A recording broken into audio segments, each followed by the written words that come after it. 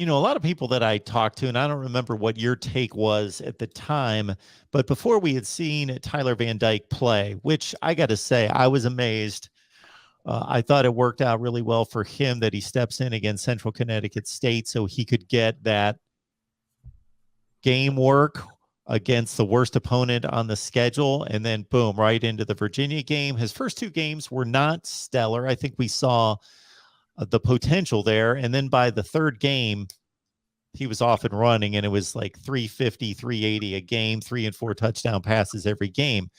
But before we ever saw Tyler Van Dyke, most Miami guys told me that it was a close call, but they actually favored most likely Jake Garcia. Now we get a situation where how does Tyler Van Dyke possibly lose this job? It's his, as you just mentioned, Yeah. one of the top 3 or 4 players in the nation, and quarterback coming back. What are your thoughts about where Jake Garcia stands in all this? Yeah, I mean, look, I think if there was a preseason quarterback ranking, Tyler Van Dyke has to be named in the top 5 quarterbacks returning. I mean, he was given an opportunity. I remember they were both going at it against, I think, it was the Providence Central Connecticut State. Who knows? It was some random team in Yes. Connecticut. They were both sharing drives, and in the spring game, Jake Garcia, in my opinion, I thought he did look better than Tyler Van Dyke. I think Jake Garcia is a phenomenal quarterback. Unfortunately, Jake Garcia got injured. Tyler Van Dyke took advantage of an opportunity and he ran with it. I think it's been 7 straight games or more where Tyler Van Dyke has thrown for over 300 passing yards. He's earned the starting job. He's considered one of the top quarterbacks in the nation returning. He'll probably get drafted if everything goes well the next upcoming season. He's got a cannon of an arm. He has great pocket presence. He's mobile enough to get you a first down.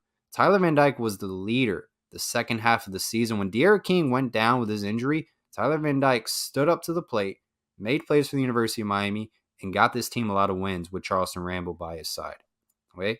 Tyler Van Dyke is the leader of your football team. You got to roll with him next season. I hate even bringing that up, but if there is a quarterback battle and Tyler Van Dyke is just looking awful every practice, and Jake Garcia is just looking amazing, they'll probably go with Jake Garcia. But like, this is literally Tyler Van Dyke's job to lose. Like, he really has to try to lose this if there even is a quarterback battle. I mean, I'm expecting Tyler Van Dyke to be the starting quarterback at the University of Miami, throw for 30 plus touchdowns, over 3,000 passing yards, and get drafted this upcoming season. I think that's the expectation. I think that's what a lot of NFL scouts as well see in Tyler Van Dyke.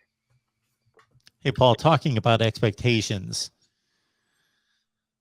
because of everything that Mario's already accomplished in 2 months, plus the schedule being what it is, and it's another schedule that if you really just size up the talent, Miami should be winning 10 plus games. Yeah.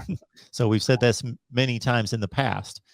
And then if you put in addition to that, okay, other than Mark Richt, and I say this all the time, just put him to the side just because of things that occurred afterwards that I think give us both in terms of his health, but also decisions that he made, which weren't the best for himself or Miami. Put him aside. Obviously, that guy's going to be in the College Football Hall of Fame.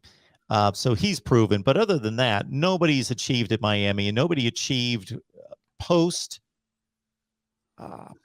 Butch Davis. Basically, no Miami coach ever won before they were at Miami or after Miami on the Power 5 level. None of them succeeded anywhere. Rick was, again, we'll put him aside. Okay, now you got a coach. He's the first one we've seen in over 20 years, other than Rick, who's proven, okay, 3 Pac-12 championship game appearances, 2 titles, a Rose Bowl. He's won. So he knows what he's doing. How do you gauge what the expectation should be this year? This is Mario Cristobal's first year at the University of Miami. I know people want instant success, but Rome wasn't built overnight. I think ideally with the schedule at hand, your 2 toughest opponents are going to be Clemson and Texas A&M. I think those are going to be your toughest opponents. I don't know who makes these schedules, but we're playing Texas A&M away. This upcoming season, we got Clemson away as well. I think we're going to split one. I don't think we're going to beat both teams. I think we're going to go 1-1. If we go 0-2, that's a possibility as well. So let's say we split one because I think we really need to beat Clemson for the sake of the ACC and to, gain some ground. We need to win the ACC this upcoming season. So we can't afford to lose to Clemson, in my opinion. So let's say we beat Clemson, we lose to Texas A&M, or vice versa. I think ideally Miami will probably drop another conference game. I don't know which one. It could be any. I know we go to the state of Virginia twice. I don't know who we play during the week. Those Thursday night games, if you're the ranked opponent, the other team's the underdog. It's always a tricky, close game. I don't know, for whatever reason, those week games always set up the favorite to lose. It's always a close game. So I think ideally you're looking at Miami going 10-2, 9-3, 8-4.